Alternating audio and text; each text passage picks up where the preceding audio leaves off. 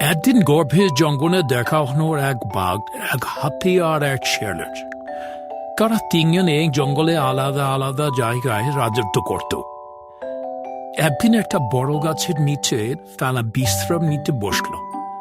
হঠাৎ কথা উঠল, কে কার চেয়ে বড়। বাঘ গর্জে উঠল, আমি এই জঙ্গলের রাজা, আমার থাবায় একবার পড়লে কেউ বাঁচে না, আমাকে দেখলে সবাই ভয় পায়। হাতি গম্ভীর গলায় বলল, বাঘ, তুমি হয়তো ভয়ঙ্কর, কিন্তু আমি একবার যদি হাঁকি তখন পুরো জঙ্গল কেঁপে ওঠে, আমার সামনে তো কেউ দাঁড়াতেই পারে না। শেয়াল হেসে বলল, তোমরা তো জোরেই শক্তিশালী ঠিকই, কিন্তু আমি বিশ্বাস করি বুদ্ধি সবচেয়ে বড় শক্তি। বাঘ আর হাতি একসাথে হেসে উঠল। তুই ছোট্ট একটা শিয়াল, তোর বুদ্ধি দিয়ে কি করবি? শিয়াল তখন শান্তভাবে বলল, চলো তাহলে একটা পরীক্ষা দিই। সামনে যে নদীটা আছে সেটা পার হতে হবে, কিন্তু সাবধান, নদীর মাঝে একটা গভীর গর্ত আছে, দেখে শুনে পার হতে হবে। তিনজনই রাজি হয়ে নদীর ধারে এলো। হাতি প্রথমে এগিয়ে গেল।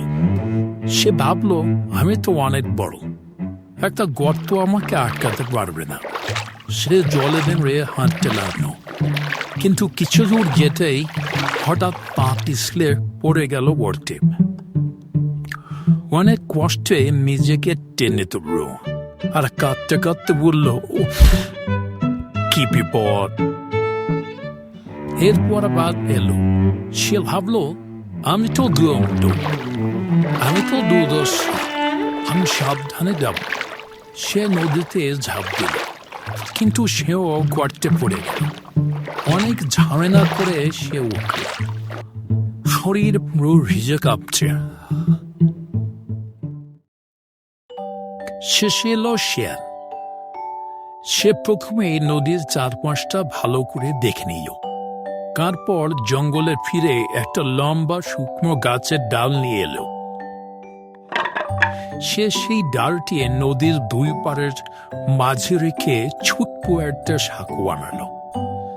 তারপর ধীরে ধীরে হেঁটে নদীর পার হয়ে গেল, একদম নিরাপদে, ফোঁটাও জল না লেগে। বাঘ আর হাতে বিস্ময়ে তাকিয়ে রইল।